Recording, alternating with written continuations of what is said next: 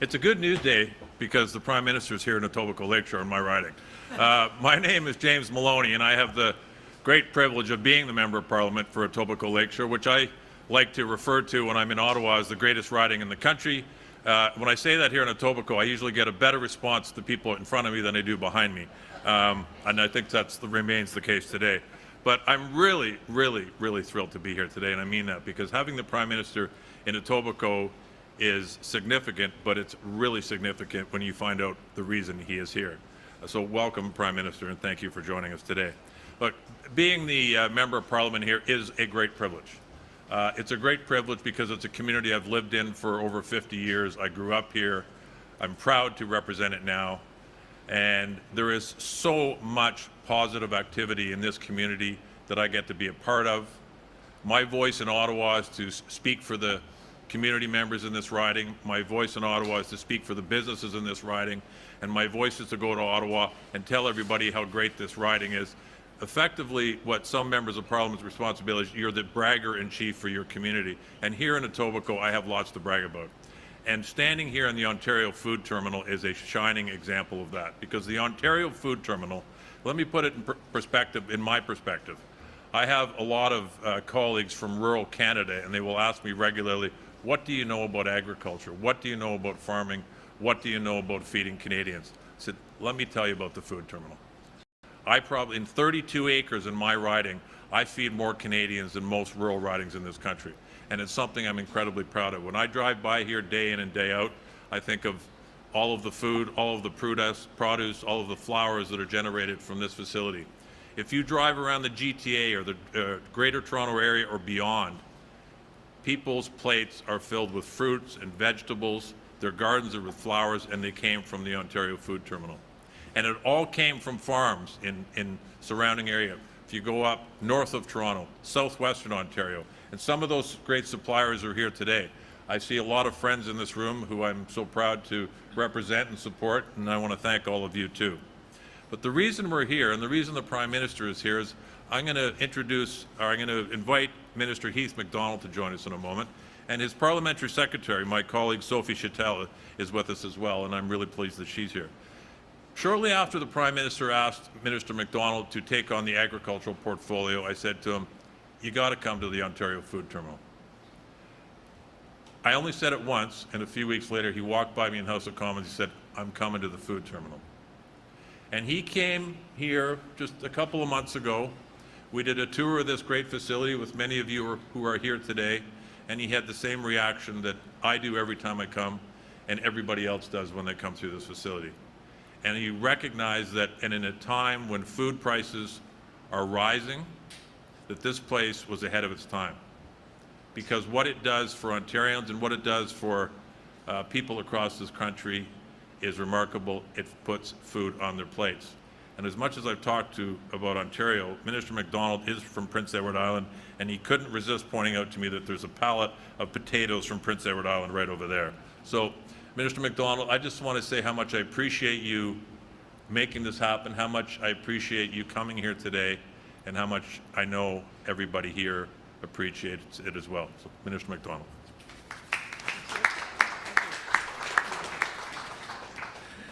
Thanks, James. It is a real pleasure to be back here.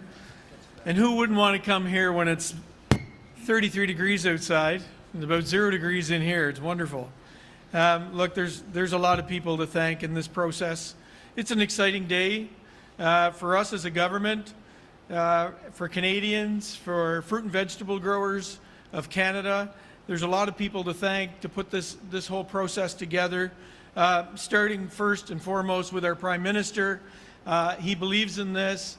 He knows the value. He knows the economic value. He knows the end result is going to be ensuring food affordability for Canadians. And we're challenged at this time in this world with everything that's going on in the geopolitical situations we find ourselves in. It has never been like this before. We're up for the challenge.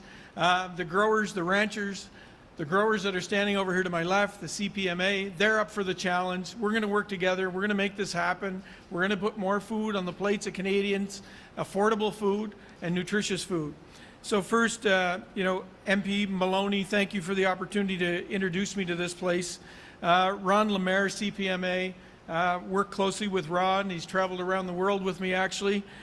Trevor Jones, Minister of Agriculture in Ontario, has become a really good friend of mine and has a really soft spot for food, I must say, from where he came from. P.S. Sophie Chattel, and of course my team, my deputy, my chief, those people. Look, you know, as a politician, I drive the stagecoach. They hook up the horses. And the work that they've done and put into this is second to none to make this process happen. But you don't do this unless you have the leadership of the Prime Minister sitting behind you. And I can tell you, he's been superb in the support of all of this. This has come together relatively quickly because we know we have to act as soon as possible. For more than 70 years, Ontario Food Terminal has been critical to a link of food delivery. Starting every day well before the sun comes up, farmers help to bring fresh, local, affordable food to the plates of Canadians. They create jobs, contribute significantly to the economy and to the growth of Canadian businesses. From the small family farm, family-run grocery stores, markets, restaurants, etc., all the way to major supermarket chains. Today, the work being done across our agriculture and agri-food sector is needed, as I said, more than ever. Many Canadian families continue to face high food prices due to pressures around the globe and here at home. Meanwhile, Canadian farmers are facing historic instability on world markets. Our government is working hard to make life more affordable for Canadian families. And we're working to help our farmers and food processors get more of their high-quality food onto menus, shopping lists, right here in Canada. Prime Minister, I want to thank you for your leadership on this. The economic growth in the strong agri-food sector in Canada. You've been a great supporter of mine and this industry and sector, and I can tell you, I hear it all the time from stakeholders. Prime Minister, you're leading the way and you're putting them at the forefront because I know you know the value of this industry in this country, the economic value, but also food security and sovereignty in this country is extremely important. So with that, I'm going to allow the Prime Minister to come up and say a few words after James and I were long-winded, and we'll thank you. All right. Thanks for all your support. Thank you. Wow. Thank you very much, Heath. Thank you, Minister. If you think that was long-winded, wait. I hope you're sitting comfortably. It is a great pleasure to be here. Let me say, it is great to be back in Etobicoke, James. I'm going to endorse that. Not necessarily best riding in the country. Obviously, we all have our own ridings. Nepean for me, but my brother lives in Etobicoke. I spent a lot of time here over the decades, and it is a great place. And you're making it even better. But this is, in many respects, the heart of Etobicoke, and it's the link to, as you say, the kitchen table across the GTA and beyond.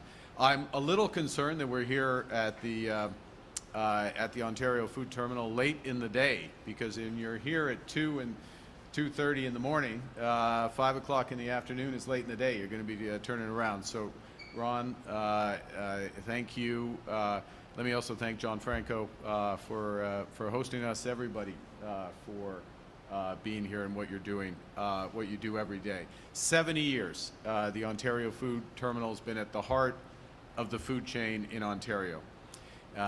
Nicknamed the Stock Exchange, terminal that connects 5,000 buyers and sellers, and farms to retailers across Ontario. The largest food terminal in Canada, 4th largest in North America, moving 2 billion pounds of fruit and veg every single year. Now, this is where we start to get into what we're announcing today, because our vision is that this terminal, expanded, this terminal and others like it will play increasingly important roles in building a stronger and more resilient food system and a stronger, more resilient Canada. Because the ability to move food efficiently and affordably is not just an economic advantage, it's a strategic necessity. Le monde change rapidement. Les guerres au Moyen-Orient et en Ukraine transforment les chaînes d'approvisionnement en énergie, en sécurité et en alimentation. En parallèle, le commerce mondial est en pleine mutation. Les changements technologiques s'accélèrent, les changements climatiques s'aggravent, et les fonds publics manquent à l'appel. As Canadians, we've taken a few lessons over the course of the last 18 months. And the first, as Canadians, is that we have to take care of each other. And that's why this government has cut taxes on incomes, on housing, on investment. It's why we've made the National School Food Program permanent. It's why we've launched the new Canada Groceries and Essentials benefit. It's benefiting more than 12 million Canadians who received their first checks last week. And it's why we're managing the nation's finances so that we can reinforce vital social programs, health care, child care, dental care, pharmacare. But the other thing we've taken from the events of the last year and a half is that we can give ourselves far more than others could ever take away. And that's why we're building a stronger, a more resilient, and a more independent Canadian economy. Par exemple, grâce à notre nouvelle stratégie en matière d'IA, l'IA pour tous, nous construisons les centres de données qui vont nous permettre de renforcer notre souveraineté numérique. Grâce à notre stratégie industrielle de défense, nous privilégions les fournisseurs et les matériaux canadiens pour rebâtir les forces armées canadiennes et de réduire notre dépendance à l'égard des fournisseurs étrangers. Et grâce au bureau des grands projets et à notre stratégie d'électrification, nous renforçons notre capacité de production d'électricité propre, abordable et fiable pour être moins vulnérable à l'instabilité des marchés mondiaux. So all of those things, ways of building our strength at home. But the core is to move from reliance to resilience, because a country that can't feed itself or fuel itself or defend itself isn't truly sovereign. It's vulnerable to global shocks. It's vulnerable to supply chain disruptions. It's vulnerable to tariffs. So to protect our sovereignty and truly take control of our future, we have to take control of our food system. We start from a position of strength. 1 in 9 Canadians wake up every day and go to work in this country because of our strong agri-food sector. 1 in 9. We're one of the world's largest exporters of agri-food products. Our farmers, our ranchers, our producers are selling more than $100 billion every year abroad. We're the largest producer of canola in the world. We account for nearly a quarter of global supply.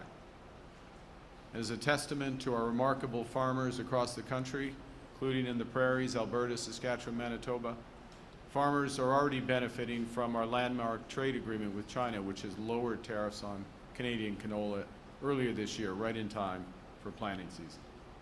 We're one of the world's top wheat exporters, accounting for roughly 40% as well of global lentil exporters. We're big in pulses. Point is, we are an agricultural superpower, yet for most Canadians, it doesn't feel like that at the checkout counter. Grocery prices are up nearly 35% since 2019. And today, the average Canadian family spends about $10,000 a year on groceries, more than $800 a month. Now, one of the things we did is to look at the structural reasons for that. There are multiple reasons. Well, one of them is that while Canadian farmers, ranchers, and producers are producing enormous amounts of food, we're relying on other countries to process a lot of it. At the same time, we all know our growing seasons are too short to keep up with year-round demand. And we're still reliant on other countries for essential foods. Nearly 90% of our fresh fruit and nuts are imported, more than 70% of our vegetables. And that reliance on foreign markets means that every global shock, foreign conflict, a drought, tariffs, shows up directly at grocery stores across this country. And 75%, 3/4 of those grocery stores, are the same 5 large retailers. And those retailers dominate the supply chains, and they leave independent grocers with fewer options and higher costs. And too often, those independent grocers must buy through their larger competitors at marked up prices. And these costs are ultimately passed on to Canadian consumers. That's why when you go to the corner store, you often are paying a higher price. It also means that our farmers, working hard, coming here, unless they come here, actually, 2 in the morning, but our farmers don't have enough wholesale buyers competing for their products. And the result of all of this is, despite our vast agricultural strengths, we continue to face some of the higher grocery costs than we should. Le Canada a besoin d'une nouvelle stratégie, une stratégie qui va lui donner plus de choix, plus de contrôle et qui va faire une plus grande place au Canada.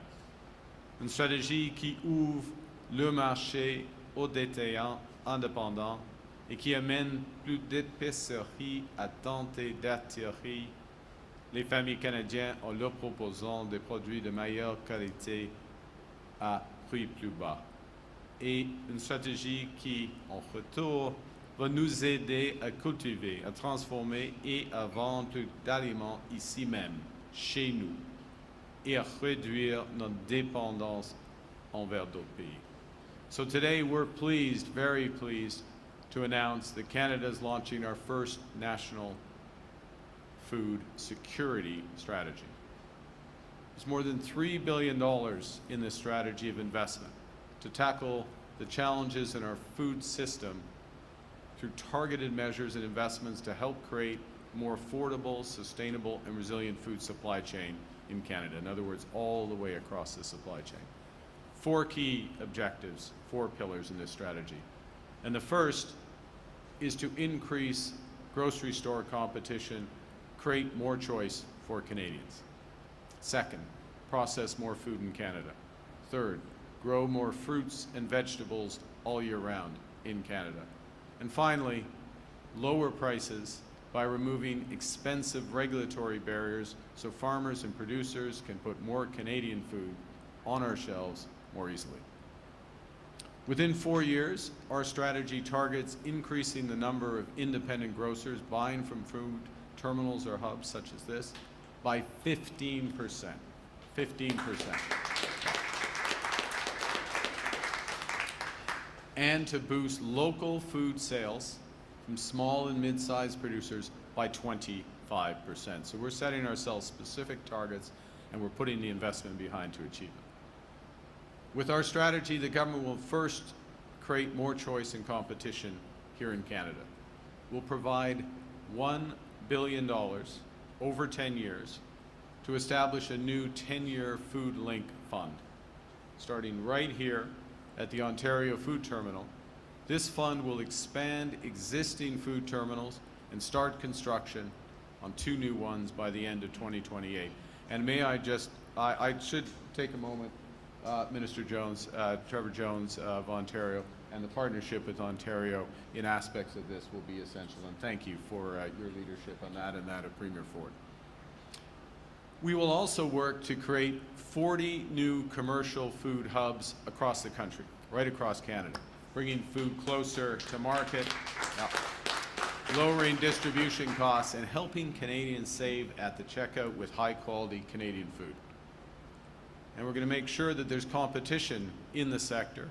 We're going to give the Competition Bureau more resources to identify, prevent, and combat unfair business practices. For consumers, we're going to crack down on surveillance pricing. We're amending privacy legislation to protect consumer data, your data, so companies can no longer use it to charge you higher prices. The second big thing is boosting domestic food production right across the country. Because for decades, we've been paying other countries to convert what we already have into what we need. I'll use Thailand as an example. Great place to go and visit. We love Thailand. 70% of what we ship there, our wheat, our soybeans, our peas, is processed in Thailand and then re-exported in global markets, sometimes back to ourselves. In effect, we're spending hundreds of millions of dollars to send our food elsewhere for processing that could be done at home. So to help Canadian businesses grow, produce, and process more food in Canada, we're launching another $1 billion fund through Farm Credit Canada. We'll also establish a $150 million food security fund to support small and medium-sized businesses in upgrading the critical equipment so that they can make more, store more, and bring more Canadian food to market. We'll establish and create a $100 million collaborative food innovation fund to help producers expand processing so more of each crop is used here. Because we have the talent and the resources, and now we're going to build the capacity. The third pillar is to grow more produce all year round. That's going to cost some money for the capital investment, so we're investing $750 million in greenhouses and hydroponics to dramatically expand Canada's capacity to produce fresh fruit and vegetables year-round. And this includes a $100 million investment to help northern and rural communities produce more food locally via small-scale indoor farms and basically reducing their dependence on shipments from thousands of kilometers away. And finally, we'll look to lower costs by cutting red tape across the agricultural supply chain. Because right now, and this is a highly innovative sector, right now farmers and producers often wait years for approvals for new pesticides, for fertilizers, seeds, and feed that they need to grow and produce food efficiently. So to build the food system that Canadians deserve, we need to get out of our own way. We'll modernize key regulations so that food security and affordability are considered alongside of safety. We'll speed up approvals for seeds, feeds, fertilizers, veterinary products, and reduce backlogs that slow down the system. With our approach, we will clear Canadian Food Inspection Agency and pesticide approvals backlogs, and they're big backlogs. We aim to clear those by the end of this year, making decisions faster and more predictable. Alors, en somme, cette stratégie vise à transformer nos systèmes alimentaires grâce à des changements structurels de grande envergure, soutenus par des investissements massifs. Et certains des résultats les plus importants prendront du temps à se concrétiser. C'est pourquoi nous donnons aujourd'hui un coup de pouce aux Canadiennes et Canadiens et leur offrons un pont vers l'avenir. Nous avons temporairement suspendu la taxe fédérale sur les carburants afin de faire économiser jusqu'à 10 cents le litre jusqu'à la fête du travail. Nous avons déjà réduit l'impôt pour 22 millions de Canadiens de la classe moyenne. Et grâce à la nouvelle allocation canadienne pour l'épicerie et les besoins essentiels, 12 millions de Canadiens et Canadiennes ont reçu leur premier versement la semaine dernière, soit jusqu'à $533 pour une famille de 4 personnes. So let me conclude. A country's sovereignty depends on its ability to feed, to fuel, and to fend itself. Right now, we're not fully in control of our food system. It's an over-reliance that's left us vulnerable to global shocks, to conflicts, droughts, tariffs. This strategy is about changing that. It's about putting Canadians back in control of what we grow, what we buy, what we put on our table. In doing so, we're creating much more opportunity for farmers, much more competition for your hard-earned dollar by grocers, much more choice for Canadian families. We're going to grow more at home, process more at home, and feed more Canadians with Canadian food. Building a Canada that's not just strong, but good. Not just prosperous, but fair and affordable. A Canada that doesn't just work for some most of the time, but works for all Canadians all of the time. Our national food strategy will help create a strong, stable food system in Canada, from the farm to the grocery store to your dinner table. With that, Minister and I thank you. Thanks for your attention. Merci, and I look forward to your questions. Thank you very much.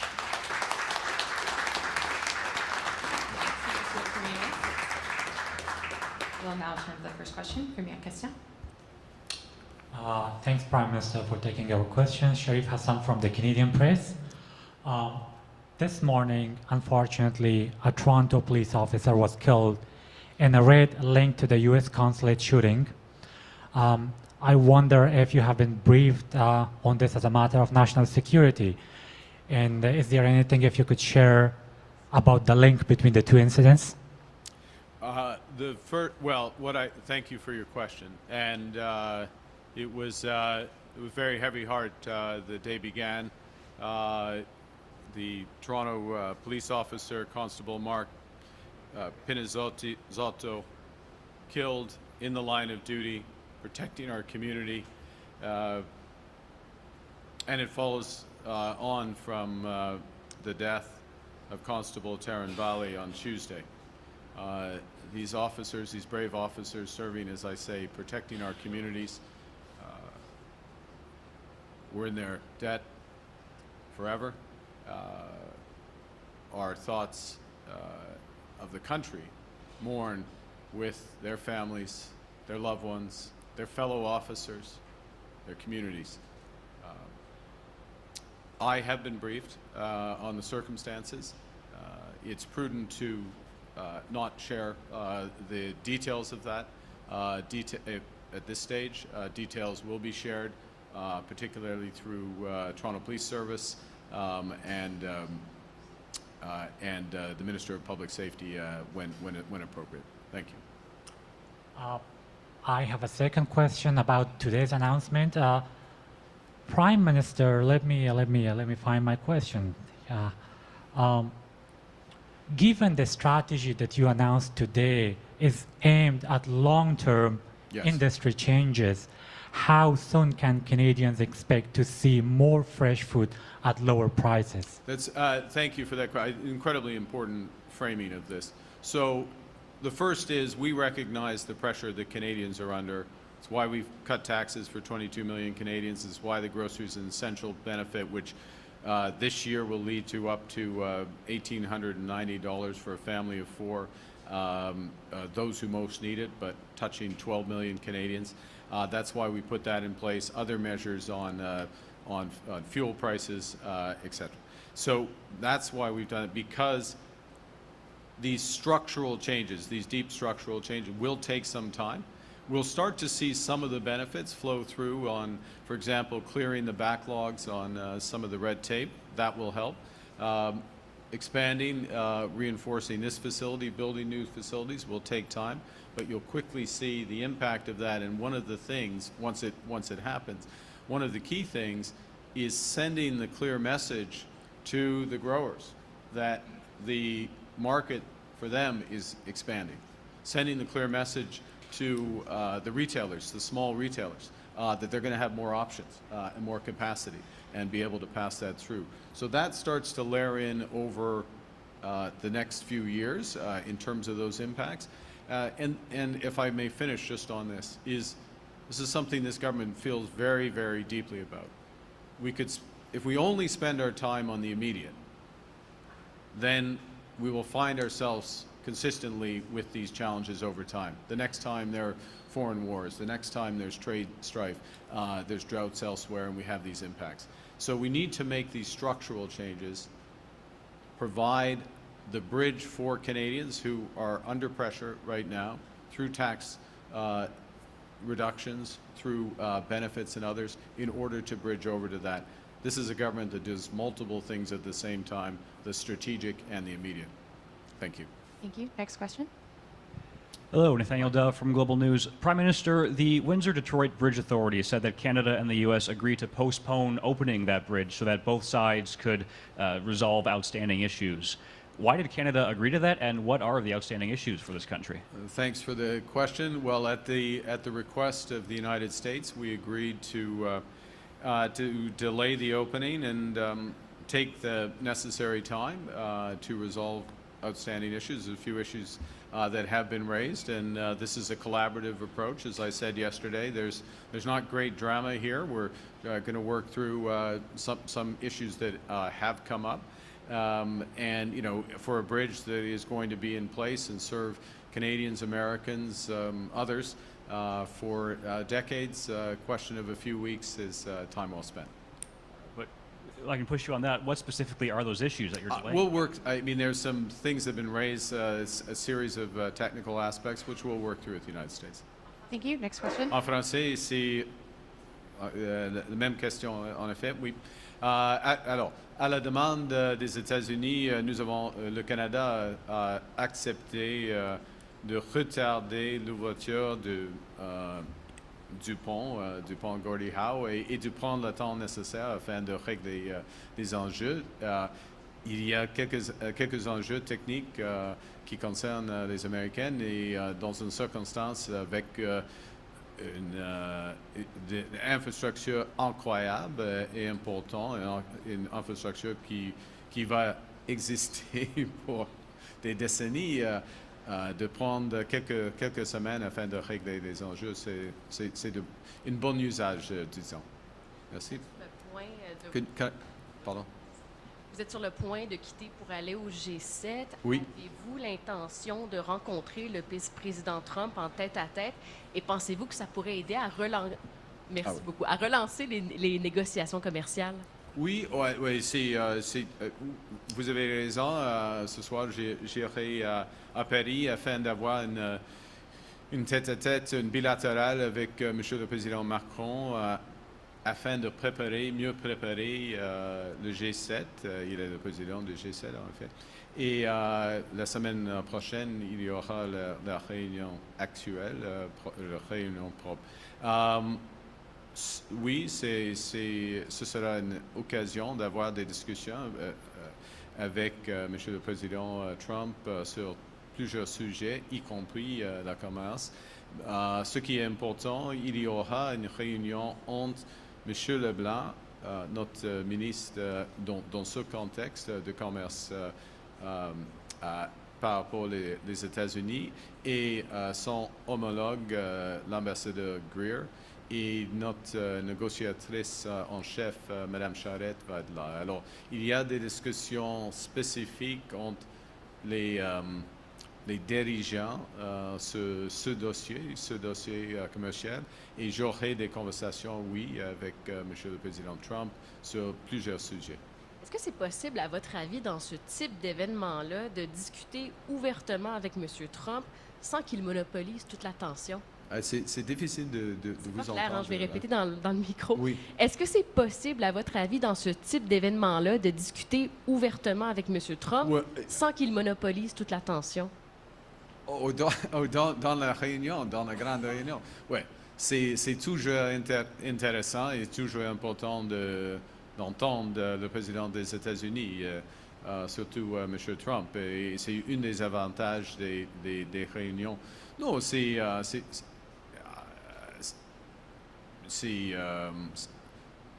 par exemple, à Kananaskis, au G7, où j'étais le président, on a eu plusieurs discussions avec lui, bien sûr, et tout le monde a l'occasion d'exprimer leur point de vue. C'est un vrai échange. M. Trump, dans une réunion, il entend. Il écoute en même temps qu'il parle. Oui, c'est vrai. Dans les réunions privées, c'est un vrai échange avec lui. Alors, ce sera utile. J'ai hâte de lui voir. À Evian. Merci. Prochaine question. Can we translate that? Question? You want that summarized in English? To your second question, which was, look, the president. I'll summarize it as this, which is President Trump, in meeting settings. Of course, we want to know his perspective. One always wants to know the perspective of the President of the United States. But in meetings, these are real exchanges. That was the case in Kananaskis. It's been the case in APEC and ASEAN and other meetings I've been with him. He listens as well as speaks, and so these are real exchanges. And certainly, the G7 is taking place at a critical time for the world, geopolitically, geostrategically, given the wars that are ongoing, plus economically, and a host of issues, present and future, including the future of AI. Thank you. Hi there, Prime Minister. I'm Diane Campbell with CBC News. Yes. I do have a couple questions about the bridge, if you don't mind. My question to you is that state Republicans in Michigan are saying that they want to get half the tolls as soon as the bridge opens. Is that on the table? Look, Canada paid for the bridge. We ensured that half of the construction work and the activity associated with it was shared with Michigan, and the benefits, of course, of the bridge will be shared by all. And a yes or no question. Do you believe that... There are no yes or no questions. Sorry. Do you believe that the situation with the bridge is a way for Trump to pressure Canada in negotiations? No, look, the issues that have been raised by the U.S. Administration as a whole, and are being addressed. We have not had a direct conversation, President and I, about this issue. So I wouldn't, as I said a moment ago, and I said yesterday, this is not a big drama.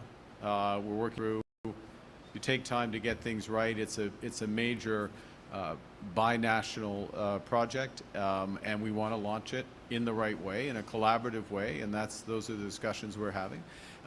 There are separate discussions, the previous question related to CUSMA and our trade side, which are ongoing.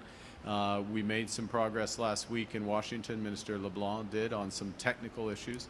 There's a meeting next week at the G7, him and his counterpart, Ambassador Greer, with our chief negotiator, Janice Charette, and we look to continue to move forward on those fronts. But I would distinguish the two. You know, the Canadian-American relationship, there are always countless issues between us, from the security side to specific infrastructure to the trade side. Thank you. Next question. En français, il n'y a pas nécessairement un lien entre les deux, les discussions techniques sur le pont. Il n'y a pas de drame, OK, là, et puis des discussions commerciales en ce qui concerne l'ASEAN. Bon. Monsieur? Sir? Prime Minister, Stuart Lewis from the National Post. Just to put a fine point on, do you expect your government to obtain that renewal of CUSMA? And if not, how do you think your government will handle annual reviews and all the uncertainty that would go along with that? Yeah, well, look, thank you. Well, let me take your question and use it as an opportunity just to, I'm sure you know this, but maybe not everyone watching knows this, which is that the structure of CUSMA is that there was built into it a review, as you know, and a review around the July 1st date. That creates the possibility to extend the timeline so that it would run for another 16 years. If a decision isn't taken, then it has 10 years left to run on that deal.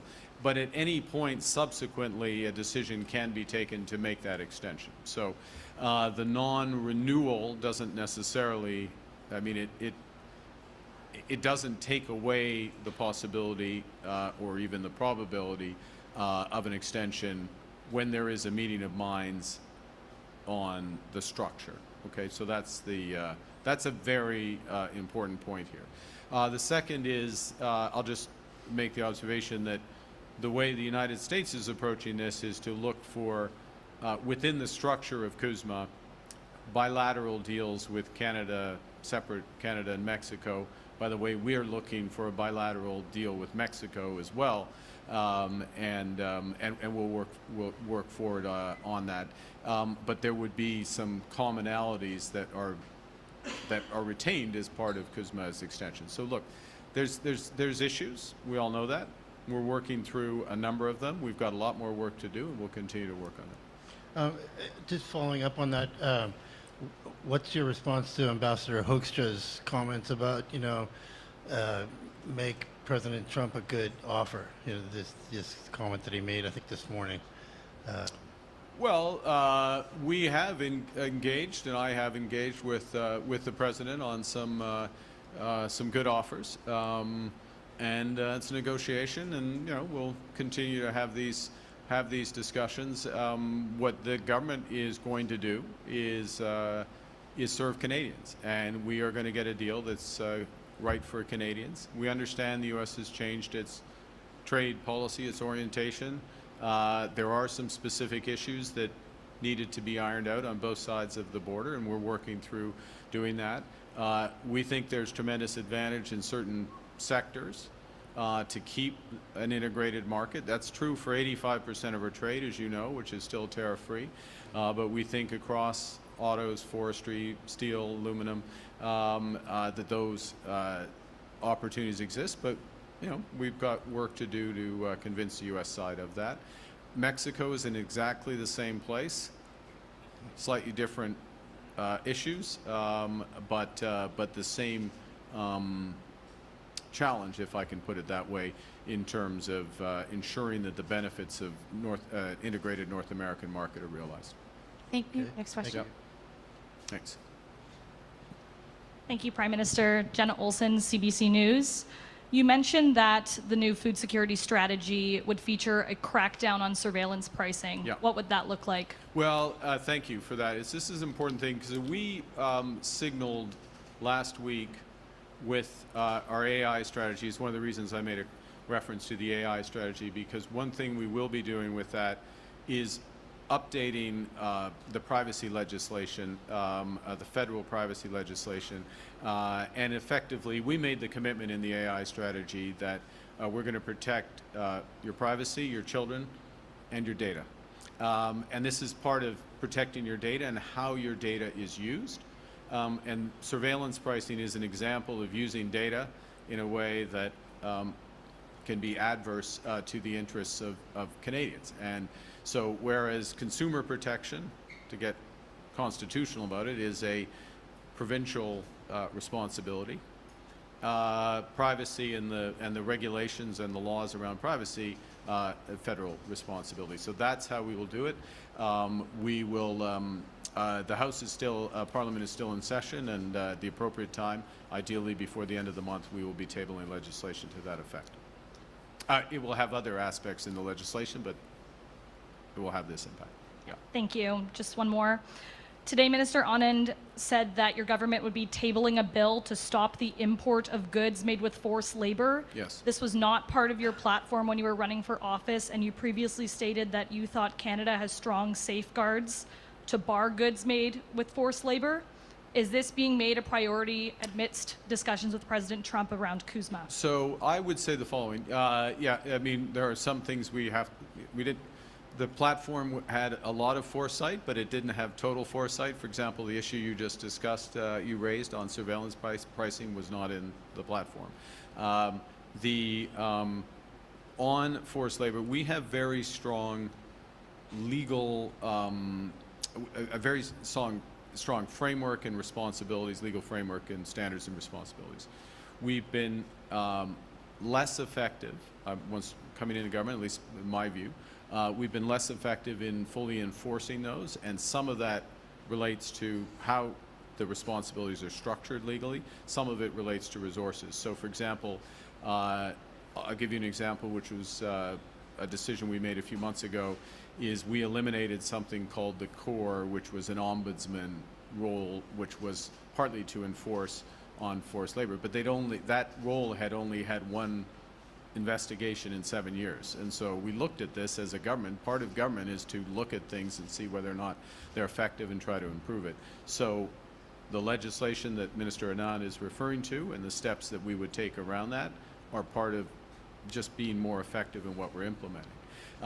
Final point, I would just note that under the US 301 trade actions or proposed trade actions that which relate to forced labor and judgments.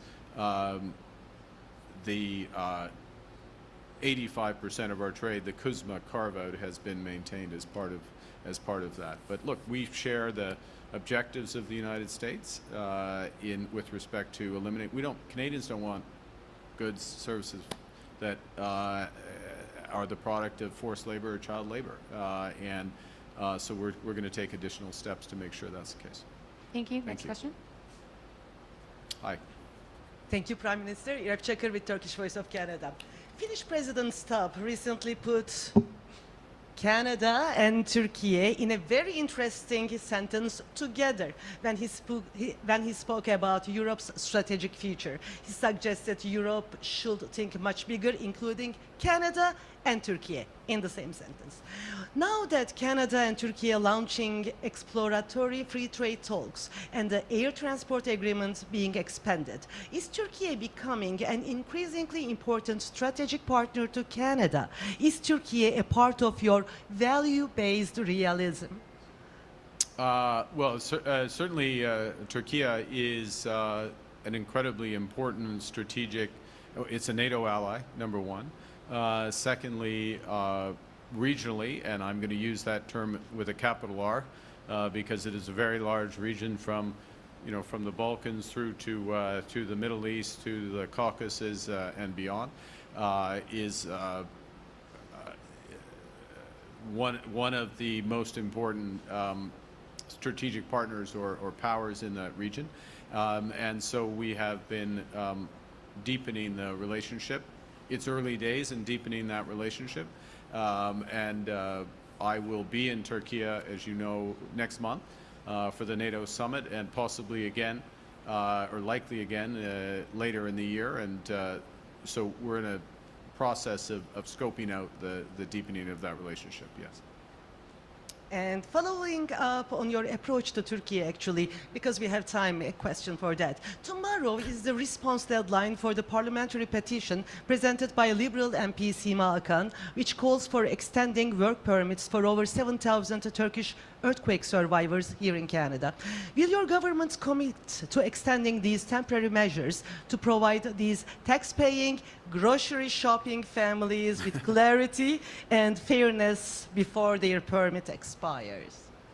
I will look at it. I have 24 hours to make a decision on it. It's not something that was immediately on my radar, but thank you for the question and bringing it to my attention. Thank you. Thank you. That concludes today's press conference. That concludes la conférence de Ah, presse. c'est tout. Merci. All right, there you go. Thank you. Thank you all. Thanks for coming.